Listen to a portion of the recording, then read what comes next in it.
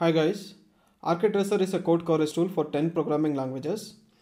It supports all build environments, compilers and cross compilers independent of the target architecture without any limitations. In this video, we are going to learn how to generate code coverage using ArchiTracer tool for external kernel module that is KNet starts in Linux 64-bit architecture kernel. So we're going to use a QEMU emulator. So we're going to use the following environment. KNet start external module. So we're going to build the external module and load it to the image and generate the code coverage in the kernel space. And this is the compiler that we're going to use with the 64-bit architecture, and it's a manual testing. And at the high level, this is how the testing environment looks like. We have the Linux kernel. Then we are going to have this host target communication. We have the image, test it on the emulator, get the results to the host. And with ArchiTracer, there is a one-time job where we need to add a ArchiTracer runtime library file to the kernel. And so every time when we need to generate the code coverage, instrument the external kernel module and load it to the kernel image once we boot up and test it. And we need to load this rkmem.ko file that is going to help us to get the code coverage out of the memory to the host, and then we're going to generate the reports. Basically it is a three-step process to instrument and generate the reports. So here we have this kernel emulator and KNet starts module that we're going to instrument and generate the code coverage. Now the first thing is we need to go ahead and add the so this is the QEMU emulator that we have.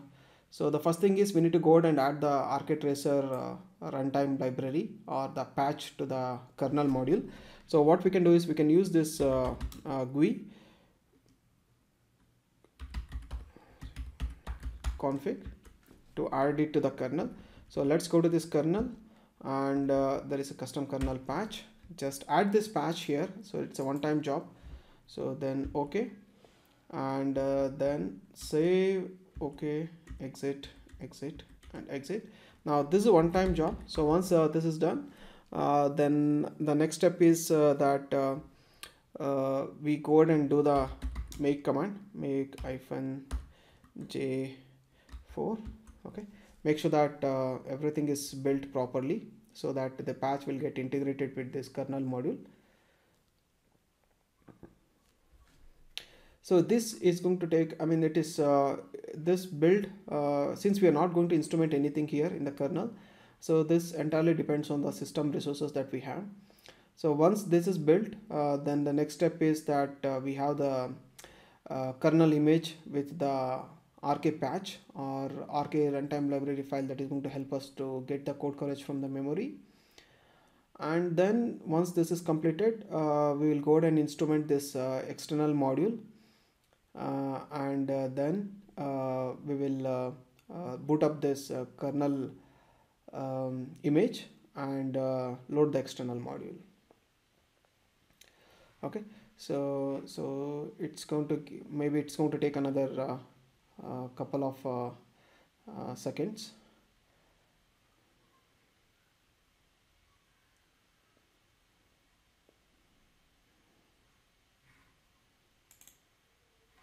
Okay, all right, it's completed. Now let's go to this. So we have all the things here. So the thing is, let's go to this module that KNet starts that we need to generate the code coverage for.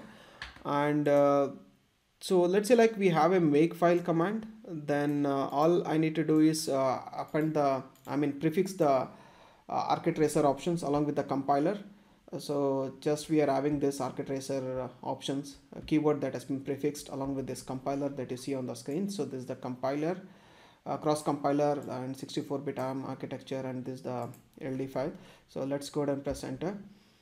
So you can see that it's instrumenting this file. This is just a one file, and this is some file with no executable code. And then once we have this one, then let me go ahead and close this. So for ease of loading, what I'll do is this is the instrumented kernel object file. I'm going to paste it in the home directory so that it will be very easy for us to load, or you can place it in the custom path and you can just use that to copy the the instrumented kernel object file to the emulator. So now what I'll do is I'll come back to this.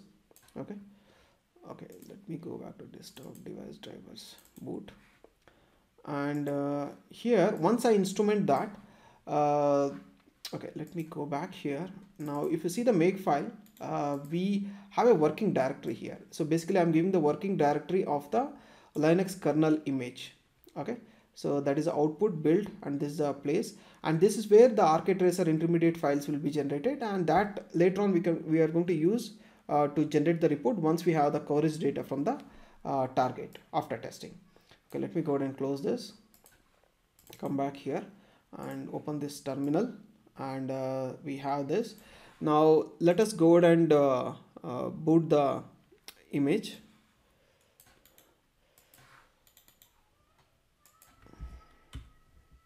Okay, so it's going to take a root and uname -a. Now you can see that this is just now it was built, and with a 64-bit architecture. And the first thing we need to do is, since we already added the patch, we need to load this the rkmem file from the module. Okay, insert this. Okay, so once that is done, then the next step is that we need to copy the instrumented module that knet starts, which is there in the home directory. Okay, to this image. So you can see that this is the username and this is the IP address. I'm just giving that. Okay, yes, and take you the password. Okay, it is copied, and the next thing is we need to insert this. Let's load it actually, so that copying is done. So let's load this one to the image. Okay, the loading is completed. Now let us go ahead and test it. So we're going to use this command to test it. So it's a you can see that we got the output here, required output. Now once the testing is done, you might also run the test suite to test the kernel or the module. We have made one more video where you can check like how to generate the code coverage for the file system in the kernel. That is not the external module, it's a part of the kernel, so you can go ahead and check it out. Now once the testing is completed, then what we need to do is we need to dump the code coverage, I mean copy the code coverage from the memory. So press enter, -l. Okay, to do this.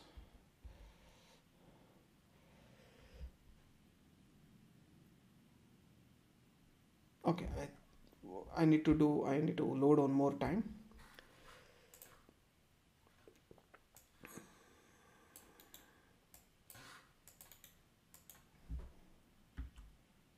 Okay, the file exists. Okay, now let us load this one.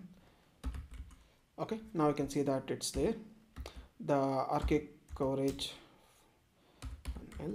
You can see that this is having this is a file where we have copied so with the help of this command we have copied the RKtracer code coverage to this raw file.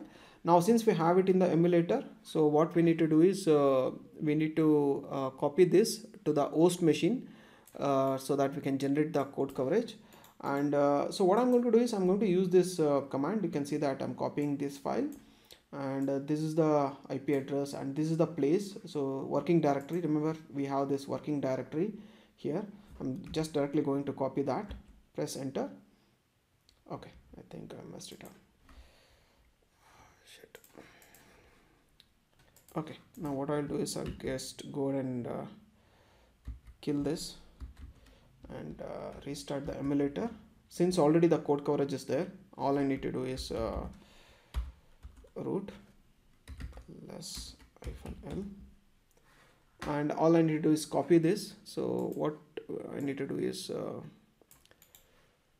copy this from the host to the working directory, I mean to the emulator to the host machine. Okay, so it's asking me to enter the password. Okay, now you can see that it has copied the data. And since you can see this is the working directory. Okay, so let's go here, output, build, and Linux. So you can see that this is the file that has been copied. Let me go ahead and list it out. You can see that just now it has copied the time, and this is the intermediate files that was generated. This is going to help us to generate the report. So what I'll do is I'll go here to this file, and then open the terminal, new terminal. You can also execute this by going to this path. We can completely automate this and generate the report. Okay, so once we have this one, all I need to do is rk results. Okay, now you can see that it has started reading this file, and also in the backend you can see that the reports folder has been generated here. So this is the report. So just now it has generated this report. Okay, go to this, and you should be able to find all the report files here. If you want to open that, all you need to do is go ahead and open this index.html in the browser, and this is how the report looks like. You can see that this is the same. So on the left hand side we have review. If you want to search some file, we can go ahead and do that. On the right hand side we have two tables. One table is the project summary, it remains the same, and this is going to give us the project summary of this project that for which we have generated the code coverage. And this is the code coverage that is going to get changed as we select the files or modules. So there is no instrumentation code in this. Now you can see that we are able to see line coverage, statement coverage, multi-condition. If you want to see the percentage here, you can just go ahead and check it out with a pie chart. And in case if you want to check the function summary, just go over here and you can see that get the summary of the function.